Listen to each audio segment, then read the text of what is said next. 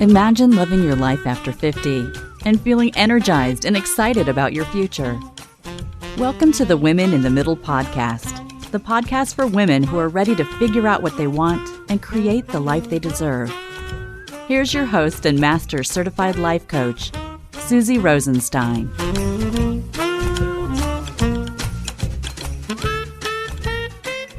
Hey there, welcome back to the podcast, Women in the Middle. I'm your host, Suzy Rosenstein, and I'm so glad to be here with you again for this week's episode, which is a really important topic. Today, we're going to be talking about what it looks like to actually take massive action to change your life in the face of adversity.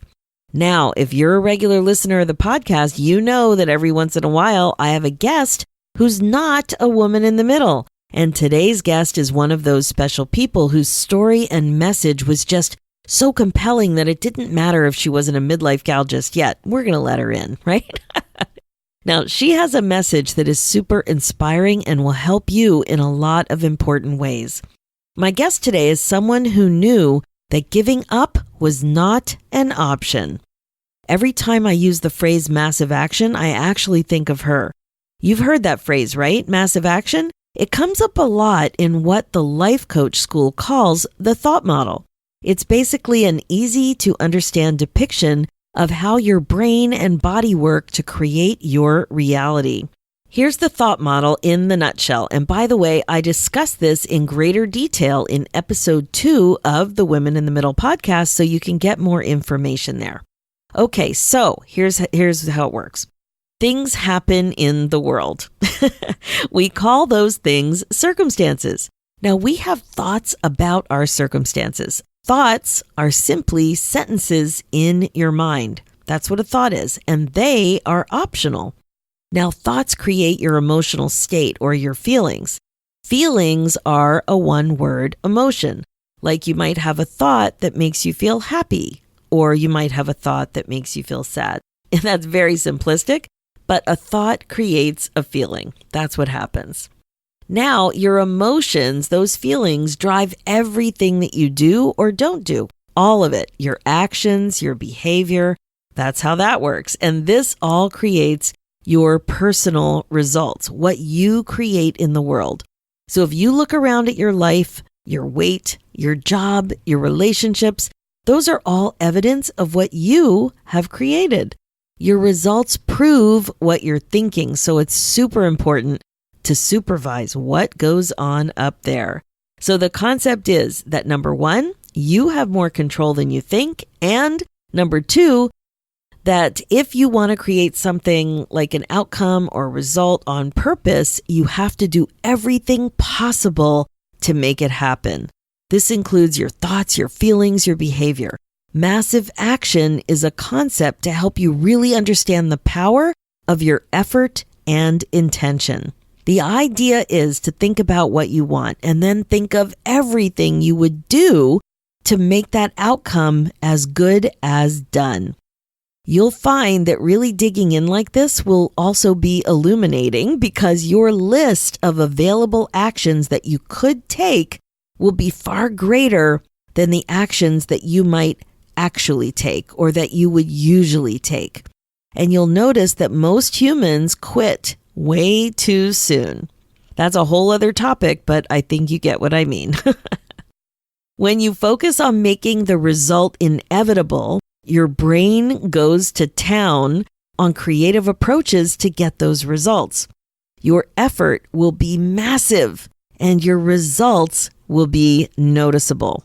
And that's why my guest today is a special one. Her name is Shontelle Dubois, and I couldn't think of anyone better to really share with you in a way that you would understand what massive action looks like and what it can look like for you. What it would look like for you to get unstuck, to go after your dreams, to live in alignment with what you really value, to regret-proof your life. Now, as I mentioned, Shontelle is not a midlife gal just yet, but her message applies to everyone, especially women in the middle. Because you have a keen sense that life is short, you also know that you don't want to waste time. Understanding massive action will really help you move the dial, so to speak, and create your life the way you want it. Shontelle's a woman who doesn't allow the challenges and obstacles that life has thrown at her keep her down. And when she tells her story, you can't help but be blown away by her resilience, her weight loss, her drive, her creativity, and her overall amazingness. In fact, you won't be alone because her story was featured in a Goalcast video and has millions of views. Shontelle and I have known each other now for about 10 years. We met in a tennis class of all places and totally hit it off. She was involved in a 7-car crash that resulted in her doing 3 years of rehab. Now, during this time, Shontelle gained a lot of weight, weighing her heaviest ever at 245 pounds. And as a single mother, she decided to use her daughter as motivation and ended up losing 105 pounds in 5 months. Shortly after, she lost her job, she was served an eviction notice, and somehow figured out how to stay focused, failure after failure, while trying to launch a business, a fitness training business. However, Shontelle's goal-oriented mindset and hardworking ethic allowed her to successfully open her own fitness studio, and Shontelle now has a waiting list of over 500 people. She launched a food prep business, and she has a successful product line. Shontelle really is the embodiment of determination and pure willpower, coupled with a beautiful, caring nature that rings completely true with her slogan, "Because I Care." She's now called the Transformation Queen, and her clients receive mind-blowing results in 30 days that shock everyone. I know you will totally enjoy this interview, so let's get going.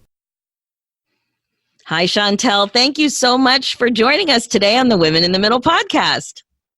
Thanks so much for having me, Suzy. I'm happy to be here. Oh my gosh, I was so excited to have you on the podcast. Even though you're not technically a woman in the middle, you're too young. But Yes. your story is so compelling. And what I love sharing with my audience, with the women in the middle, are the people in my neighborhood. And I just love that we met playing tennis. You never Yes. know who you're going to meet and where you're going to meet them. So it was just so much fun. So I want to talk to you about your life and about how you had a dream and you actually made it happen. And so many women in the middle don't even identify with their dreams anymore. And you had a dream and you pushed through and you made it happen. So that's really why I was super excited to talk to you. So can you tell us a little bit about what was going on in your life and how you hatched your dream? Okay. So I never really had the greatest life. As a child, I was physically and mentally abused. I would often go to school, and the teacher would force me to go to the principal's office because I had bruises on my body, and children's aid would be in and out of the home. So life was very, very hard growing up, and I never really had much of a childhood. So most of my life, I grew up very insecure. I never really felt like I belonged anywhere. I never felt like I was deserving of love. And I held this within me in my whole adult life. Wow, that's so, I'm so sorry to hear all that because, the person that I know, I didn't know anything about that. And that's certainly not how you come across. So you're certainly a very strong woman. Thank you. And, when you look at me, you can't tell that I had that trauma and I've walked that life. So when I look at other people, I naturally wonder, are they going through any trauma or anything going on in their life? And maybe they just need a smile or a hello. That goes a long way. It went a long way for me at times when I was really low. So I always kind of try to, greet everybody with love.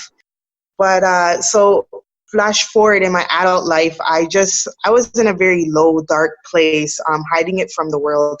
And I went to university and I graduated. I had my daughter in my 4th year. And then shortly after university, I had just left the gym and I was on my way home and I got in a 7-car accident. Oh my God. Yeah. So from there, I had to do 3 years of rehab. So, severe pain, sciatic nerve in my leg. My leg would just go numb and stop working on me. So I had to learn how to, regain strength and mobility. And you had a young daughter at the time. Yes, and single mother as well. So it was very hard.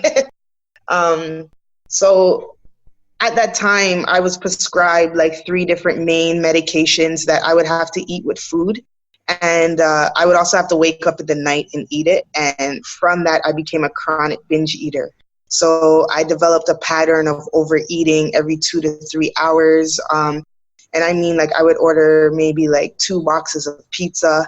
2 hours later, I'd order another one. I'd make like a big pot of spaghetti. Just any chicken wings. I would have like maybe like 4 pounds of chicken wings, and I'd eat it all in one night. And I would do this every single day. So this caused me to gaining a lot of weight. I was the heaviest I had ever been, which was 245 pounds. Naturally, even after my daughter, I was about 135. So it was a big change for me. Wow, yeah. Yeah, so, I decided enough is enough, and I'm going to make a change. And I ended up losing 105 pounds in 5 months. 5 months? Yeah. Oh, my God. Yeah. And that's all natural. And then shortly after that, I actually created an Instagram page. If you know me, you know I'm not really technology inclined. I don't use the computer. I don't download apps. I don't even watch TV. So, but I felt inclined to open an Instagram page because I wanted to reach out to other accident victims to let them know, like, you can survive this. And, I developed binge eating and a bunch of other stuff from my accident, but I overcame it by losing 105 pounds.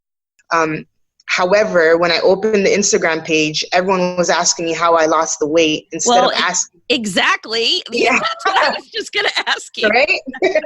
Yeah. So instead of asking me about the trauma, which is what I wanted from my audience, they were asking me how I lost the weight. So I ignored everybody who asked me how I lost the weight, and I just kept trying to reach out to accident victims to give them hope and courage that they can be okay. And right around that time is when I got fired from my job. So that was also when I was very low on my finances and I was behind on my rent. So I ended up getting an eviction notice, and I had to go to the eviction court. And they granted me 45 days to catch up on my rent.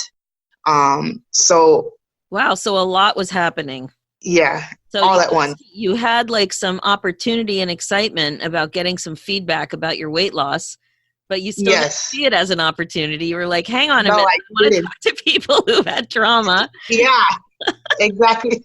And then you had all this other stuff. So now you had a job situation happening and you had an eviction notice. Okay, so that's enough to want to go, I don't know, to crawl back into bed and put your head under the covers. Yeah. To say the least. Exactly. But that's not what you did.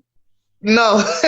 So what happened was, I remember like it was yesterday, my daughter and I were coming home, and we park underground at my apartment, which is at Jane and Finch. And, Jane and Finch is known as, gang violence cities in Toronto.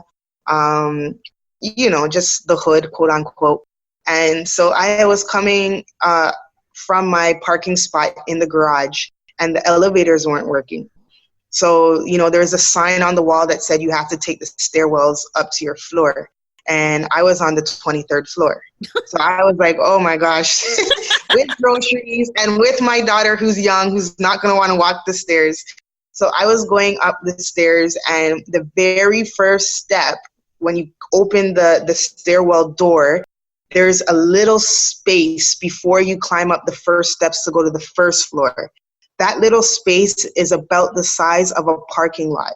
So just like when you park your car. Oh, like a spot? Like one spot. Yeah, that's the space that it had. And you had to walk through there and turn to go up the stairs to go to the first floor. And you just keep going up to whatever floor you're on, right? So I stopped there, and I don't know what came over me. I was like, oh my goodness, could I train people here? And I thought it was, I don't know what made me think that. I thought I was crazy, But, you know, I had put out my resume everywhere and I couldn't get a job anywhere. No one was calling me back, and I was about to be kicked out of my my apartment. So I remember sitting on the stairs. How long had you been a trainer? It is 3.5 years now. So, but when that happened, you were new, right? I was brand new. This was 3 years ago. So you were a brand new trainer. You'd lost all this weight. You were thinking about trauma, and you had a crisis brewing at home with housing. Yes, correct. You have all these groceries. You got to schlep up to the 23rd floor. You have your little kid with you. Yeah. And all of a sudden, it's like you're whacked on the head with this massive idea. Wait a minute. Yeah. I might be able to use this stairwell to make money. Exactly.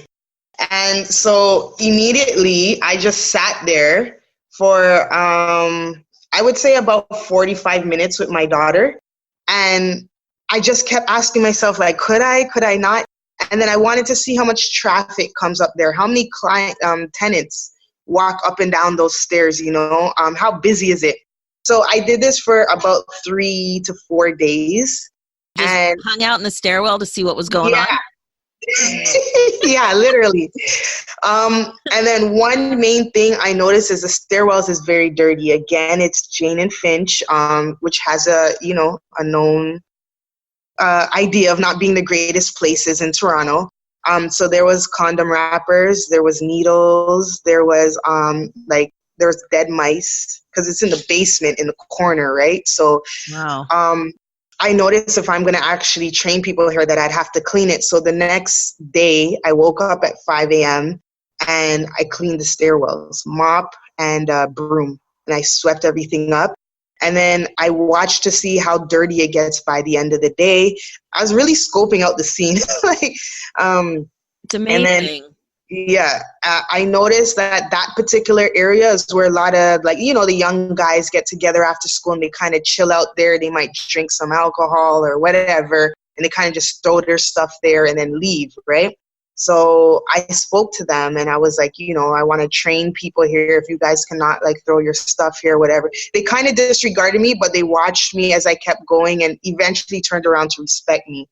So I put out flyers in the area, letting people know that I'm a trainer and I lost 105 pounds in 5 months and I could train you and help you do the same. I got zero feedback. Then I was like, oh my gosh, when I opened that Instagram page, people were asking me how I lost the weight. So I went into my messages and I started messaging everybody who asked me how I lost the weight. And I'm like, hey, sorry for not answering you before, but I can help you now.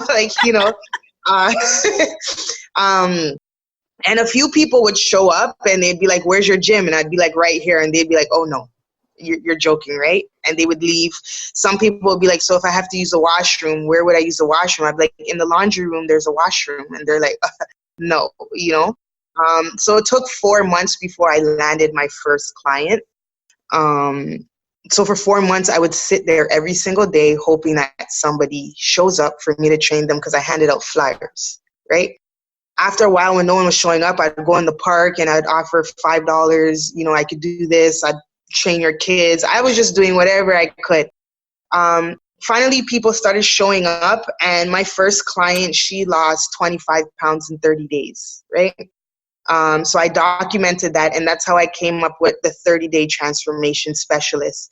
The client after her lost 30 pounds in 30 days. The client after her lost 45 pounds in 30 days. So I realized I had what it takes to make people lose 30 pounds a month.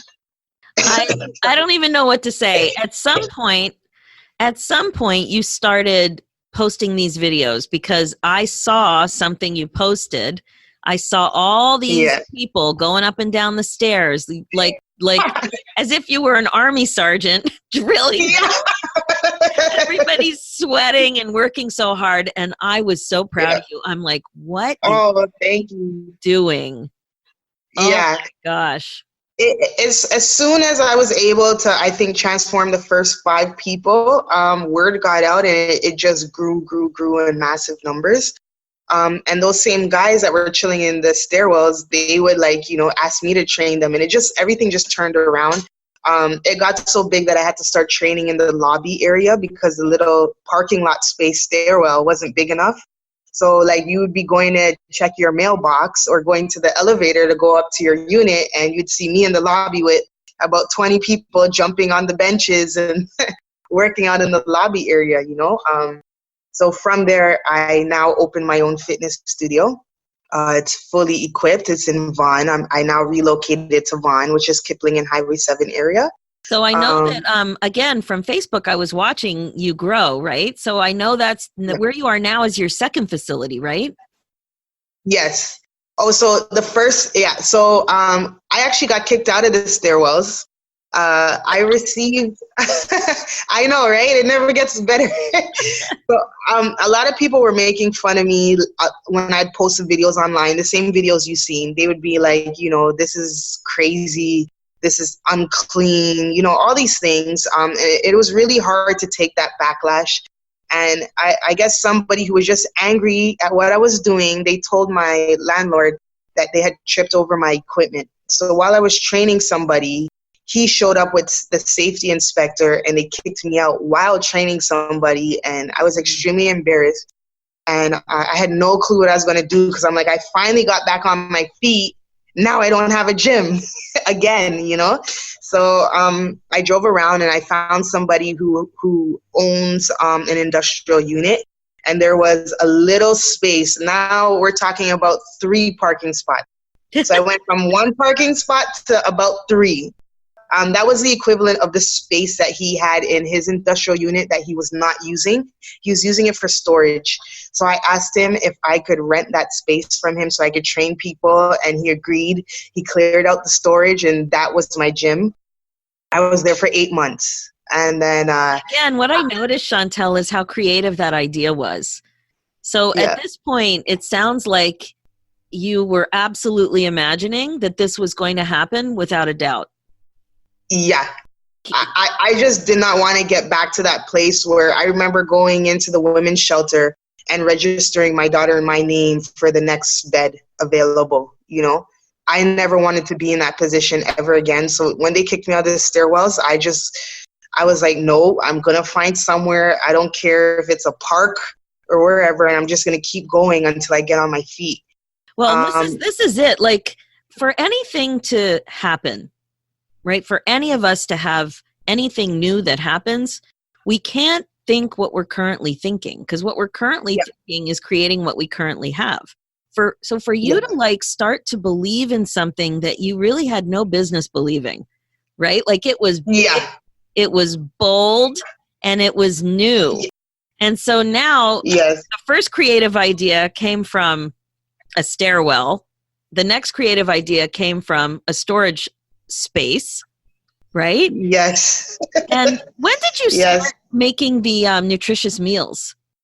Okay, so when I was in the stairwells, I knew that nutrition is a big factor with weight loss and hitting your goals. And my clients weren't sticking to their meal plans. They wouldn't meal prep. They wouldn't follow their stuff. So I offered to cook for them for free so that they would follow their meal plan, because I needed that transformation. I needed something to post in 30 days to show what I can do. So I started cooking for them for free. I would buy all their groceries. They give me the money, and then I just cook.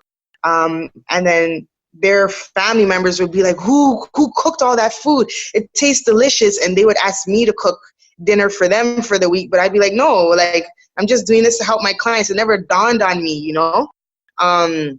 But then like the requests came in larger and larger numbers. And, you know, my whole life growing up, I was like the chef of the house. I had to cook dinner for my siblings while my mom went to work. And I used to hate cooking, but now it turned around in my favor to help me. So that's how I started Dubois Kitchen, cooking meal preps for people. And that has a waiting list on its own of people waiting just to get a spot to have me cater to them. So it's just it's unbelievable. And again, this is very fun to watch on Facebook and Instagram, to see the pictures of you preparing meals, and also of your clients like working so hard. Okay, so you found the storage space. Then what happened? So I found the storage space. I was there 8 months. But the gentleman who had that unit, he wanted to use that space for something else, and his business was picking up, and he kind of needed back his space. So I was wondering, I'm like, can I actually get my own space? I was like, am I capable of this? How will I pay the rent? I was just a bunch of question marks, and I'm like, you know what? I'm gonna go do it. I have to tell you that 18 units turned me down. 1 unit said yes. So I would show up with my realtor, and on the phone, they'd be like, oh, I'm so happy. I can't wait to meet you. You're going to love my unit. And we'd show up, and they would be like, oh, single mom, personal trainer, first-time business owner, young lady by herself. No. So I just had lots of strikes against me, and nobody would rent to me. So finally, the unit that I'm at right now, it was in the worst condition of all the units that I went to. It had mold. It was just disgusting. So they were the only one to give me a yes, but it meant that my renovation costs would be a lot higher, and I would have to re-gut the place completely. And I remember crying about it and wondering oh my gosh, what if I can't get this unit and everyone else turned me down? Well, what am I going to do? Can I afford it? I'm like, you know what? I'm just going to go for it. So they accepted me. I got the unit. I renovated it. I got the equipment, and that's where I'm at right now. Oh my gosh. Again, it was so much fun to watch you. You're really good with social media, and you're really good at telling stories. And I know I sent you several messages as this was all going on. I was just I couldn't believe your ability to not succumb to failure. Mm-hmm. So many people would have given up, but somehow you continued to dream. So do you remember what you were thinking that really helped get you through those difficult times? To be honest, my dad always told me a bad thing never happens. So if I never got kicked out of the stairwell, I never would have found that storage space. You know what I mean? If my job hadn't fired me, I'd probably still to this day be working, So I just really use my shortcomings and my falls as a sign from God that something bigger is coming. I just have to be persistent and go for it. You know what I mean? And then my daughter was watching. And because I had a very troubling childhood with my mother, I never wanted my daughter to experience that. And it was really important for her to understand the importance of hard work. When I was being made fun of in the stairwell, she saw all that. She saw videos that I would get, and she'd be there when I'd be talking to my dad about messages I'm receiving, and she was in the stairwells with me every single day, even when no one showed up. I didn't have childcare, so she was right next to me. She was there when people would show up and be like, this is where your gym is, right here. No. And they would leave, and she would see the hurt in my face, and you know what I mean? So just her watching me, knowing that I have to succeed for her, it really motivated me to keep going and, just to be something of myself and not be a failure like I felt my whole life. I was tired of feeling like a failure. I was tired of not mattering and just being nothing, worthless. So I was like, you know what? I'm not going to be this person no more. There's no reason why I can't be successful and happy, and I'm not going to stop until I obtain it. Oh my gosh. You know what? That is so powerful that you were able to dream your way through that and be so clear on that message. And, I have to say also, my layoff turned out that way too. I was laid off after 19 years. It was a big surprise to me. It felt like it came out of left field. And it was the biggest gift of my life. Like you, I don't know if I would have, I already wasted 5 years being kind of confused and stuck and not knowing what to do, knowing I needed to do something, but not moving forward. So your ability to do that was unbelievable. And I love that message that whatever happens can usually be there's something positive about it, or maybe not positive, but it pushes you toward an opportunity or a possibility. Yeah, absolutely. And, so now I have a waiting list of over 500 people who are waiting to train with me.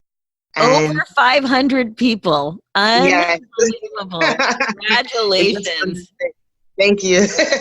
Yeah. And there's people that have been on my waiting list for like 3 months, 4 months, 5 months, and they just wait. My assistant will message them and be like, there's still another 2 month wait. They're like, no problem, I'll wait. Like, they're not leaving. And I have clients who have been with me for like a year and a half. They will not leave. And my type of transformation, it's not physical, is third. So when people come in, they know from the jump that physical transformation with me is third priority. My first priority is your emotional transformation. The second priority is your spiritual transformation. And then third will be the physical. So we talk about things like, what's going on in your personal life, what's happening in your marriage, what's happening with your kids, what's happening with your employment, your finances. And my clients open up to me, and then it's like a healing place. And we always touch on growth and overcoming what it is you're experiencing, and find ways to go around it in order to look at life in a different outlook. And then in the process, you're going to lose a lot of weight. I'm cooking all your food. I'm training you. And, so that's how I started the 30-day transformation program, where I guarantee at least 30 pounds in 30 days. Shontelle, I'm just about speechless, but I can't be speechless on a podcast. Yeah. Now, Thank you. I know you're local to Toronto, but I want you to share how people can get a hold of you, because I understand you have some products and some interesting ways to work with you. Yes. So my bigger platform is Instagram at Shontelle_Dubois. I'm also on Facebook, Shontelle Dubois. And then my website is ChontellDubois.ca. So do people have to be in Toronto to actually work with you? Oh, no, I actually train virtually as well. I have a lot of virtual clients. I actually just came back from Miami. So I went there to surprise a client who I've been training for the last 2 months. She's made a phenomenal transformation. And that was an honor to surprise her. And then I also have a client from China and Texas and Cali. So anywhere in the world, I could train via Skype. Yeah. And do you have any products? I do. So I came up with a Dubois kit. The Dubois kit has skipping rope, resistant bands, slider discs, and ankle straps. So everything you need when you go to the gym. Some women go to the gym and they're like, what do I do? Let me just do cardio, because it's safe. My kit has everything you need and able to do an amazing workout. I also have a Dubois belt, which is a slimming midsection belt. That's my top seller. I sell it all over the world. We ship it out in large quantities as well. And then I have like a men's vest. I have workout gloves, the whole 9 yards. Yeah. Amazing. So I'm going to put all of your links in the show notes. And I just want to end your interview. If you could just talk a little bit about your biggest lessons now that you hit rock bottom. Somehow you managed to have a dream and you went for it, and now you're unbelievably successful and happy. What could you share with people who are not quite there yet? I would say don't overthink it too much. You don't want to just go full out, but sometimes we get lost in thought. Can I do it? Can I not do it? Should I do it? Should I not do it? You know what I mean? Once you are certain of what it is you want to do, I'm going to be a trainer. I know how to do it. This is what I want to be. It's now time for execution, right? So don't stay too long in that phase. And then you're going to have a lot of self-doubt. I know I did. And people will probably criticize you. Sometimes it'll be your family, your friends, but you have to block it out. You may even have to remove yourself from certain circles if people cannot support your dream, because it'll discourage you and maybe cause you to not even pursue it altogether, right? So you want to have a clear lane, a clear thought process. And then for me, so anyone who knows me knows I always have this sticky thing around me. As soon as I have an idea, I write it down. And then right after, I write a date. by this date, I have to execute this goal. So let's say right now I'm like, I want to write a book. I will write on the sticky, I want to write a book, and I'll write the date of August 26th. And then I make sure that my book is written by August 26th. And, I'm just always setting a new goal that goes towards my dreams. And it keeps me busy. It keeps my brain focused. It allows me to not concentrate on the negative voices in my head telling me it's silly or it's too hard or no one's going to listen to me. And then never stop telling people your business. So like me, I would never tell people I'm a trainer, but if you don't tell them, how do you expect them to know? So anybody that I come in contact with, I'll be like, hello. I'm like, yeah, I'm a personal trainer. And you'll be surprised. So many people are like, oh my gosh, I need one. Or, it's a great conversation piece. If you're a hairstylist or you're an author, you know what I mean? Every single person you come in contact with is a potential customer. You do podcasting, everybody you talk to probably has a story that can be interviewed and that could help instill that message of going for your dreams. And the very last thing is living your truth. I had a very troubling upbringing. I accepted it. I'm ready to move on, right? So I didn't just sit down with a pillow on my bed with the sheets over my head crying about the fact that, all these things happened to me. I accepted it, and then it's time to let go and move on instead of holding on to it. And, the world will come.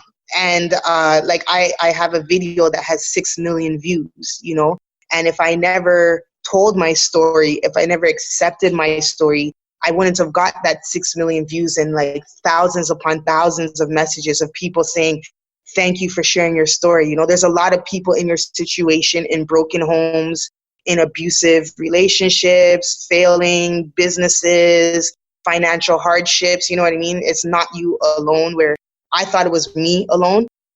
So it just takes a lot of courage. Blocking out everything is the biggest advice I could give to anyone who's listening. You have to block it out, including people you love who may be against your idea.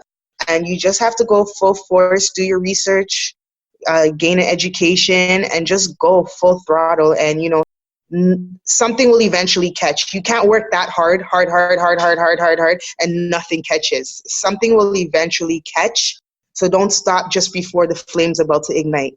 Oh my gosh, Shontelle, so many good messages there. I'm going to put, that's a Goalcast video. I'm going to put the link in the show notes for that as well. It's unbelievable. And I love that you talked about stickies. I love stickies too. And as women in the middle, we always talk about it because sometimes we have an idea. We can't even remember that we had the idea. So I always make a joke, put it on your forehead.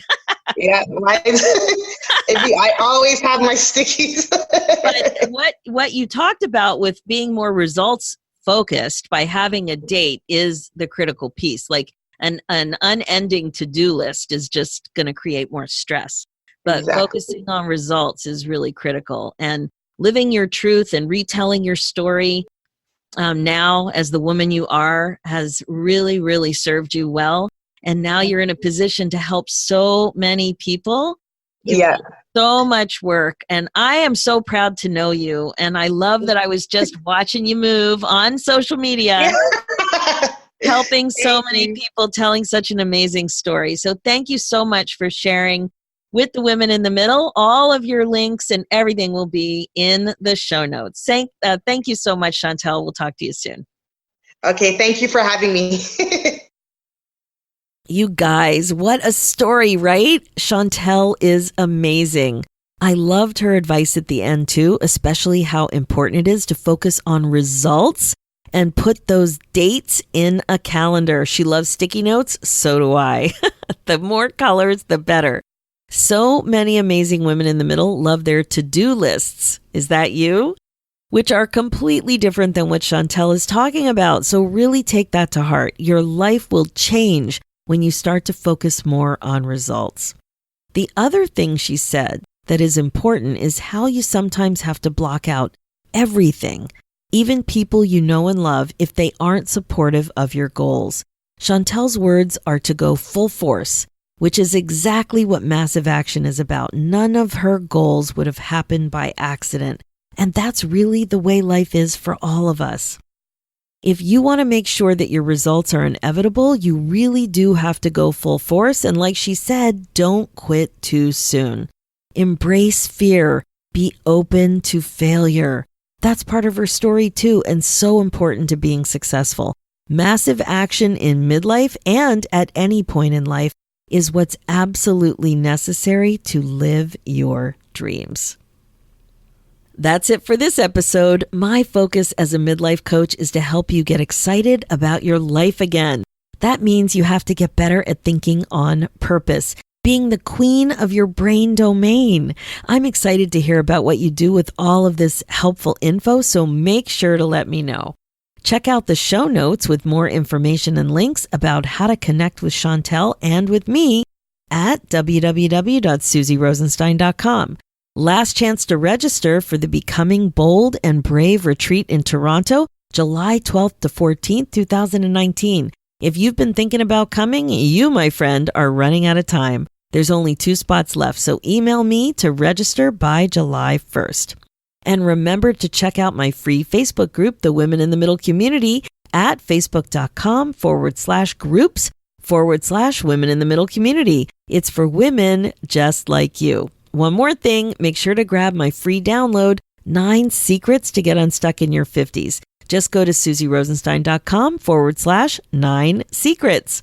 If you like what you've heard on today's episode, just head over to the Women in the Middle podcast on iTunes and leave me a review, which of course is greatly appreciated. The more stars, the better. And it really does help other amazing women in the middle find the podcast.